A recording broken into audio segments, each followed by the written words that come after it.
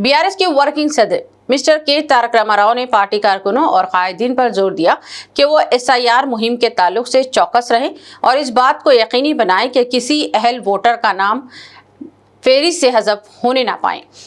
केटी रामाराव सिकंदराबाद में पार्टी रुकने assembly T पद्माराव के दफ्तर पर कारकुनों और कायदीन में एसआईआर के ताल्लुक से इजहार ख्याल कर रहे थे। उन्होंने कहा कि एसआईआर के दौरान कारकुनों को चौकस रहने की जरूरत है। सारी रियासत में ये मुहिम शुरू हो रही है और इस बात के अंदेशे लाहक हैं कि कुछ मखसूस तबकात के वोट और इस दौरान हज़फ किए जा सकते हैं। कारकुनों को चाहिए कि वो अपने ताल्लुक से चौकस रहें और वोटर्स की हर मुमकिन रहनुमाई करें। उन्होंने कहा कि बूथ सतह के वर्कर्स को इस मामले में सरगर्म रोल अदा करना चाहिए। इन्हें अवाम में शऊर बेदार करना चाहिए और इस बात को यकीनी बनाना चाहिए कि किसी भी अहल वोटर का नाम फहरिस्त से हज़फ ना होने पाए।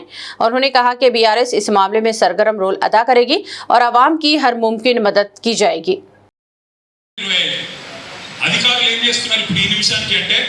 వాళ్ళ ఆఫీసులలో కూర్చొని ఇప్పుడు ఆ 2002 లిస్టు 2025 లిస్టు పక్క కూర్చొని పద్మారావు గారు ఫర్ ఎగ్జాంపుల్ చెప్తున్నారు. ఇప్పుడు 2025లో వాళ్ళు యాడ్ అయినరా లేదా చూసుకోవాలి. అప్పుడు పెళ్లిళ్ళు కాలే పిల్లలకి, ఇప్పుడు పెళ్లిళ్ళు అయినాయి. ఆ కొత్త కోడలు కానీ ఓటర్ల లిస్టులో ఉన్నాయా లేవా, ఎవరైనా 18 ఏళ్ళు ఉన్న వాళ్ళు ఎవరైనా ఉన్నారా లేదా, అట్లాగే ఇంట్లో ఎవరైనా పొరపాటు చనిపోయారు అనుకో వాళ్ళని తీసేసిందా లేదా, ఇదంతా అధికారులు ఆఫీసులోనే మొదలు 15వ తారీఖు అంటే ఓటర్లు ఎవరు సకాలంలో ఎవరు సకాలం లేరు, చచ్చిపోయిన వాళ్ళ పేరు తీసేసుడు, కొత్త ఓట్లు రాయించుడు, ఎవరైనా సికింద్రాబాద్కి వెళ్ళి అటుపక్కకు ఎల్బీ నగర్కు అక్కడికి ఇక్కడికి షిఫ్ట్ అయితే వాళ్ళ ఓటు ఇక్కడ తీసి అక్కడ రాయించుడు, ఎవరైనా సికింద్రాబాద్కి వచ్చింటే వేరే కాడికి వెళ్ళి వేరే ఊరిలోకి వెళ్ళి ఒక్క కాడికి కానీ వాళ్ళ ఓటు ఇక్కడ రాయించుడు.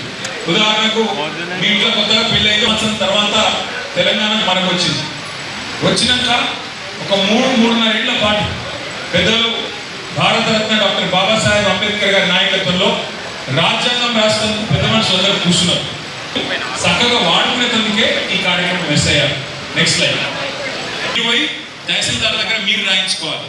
కానీ ఇప్పుడు ఏమవుతుందంటే ఈ ఎస్ఐఆర్ కార్యక్రమంలో అధికారులే ఇంటింటికి వస్తారు, మీ దగ్గరకు వచ్చి మిమ్మల్ని అందరినీ విచారించి కార్యక్రమం చేస్తారు.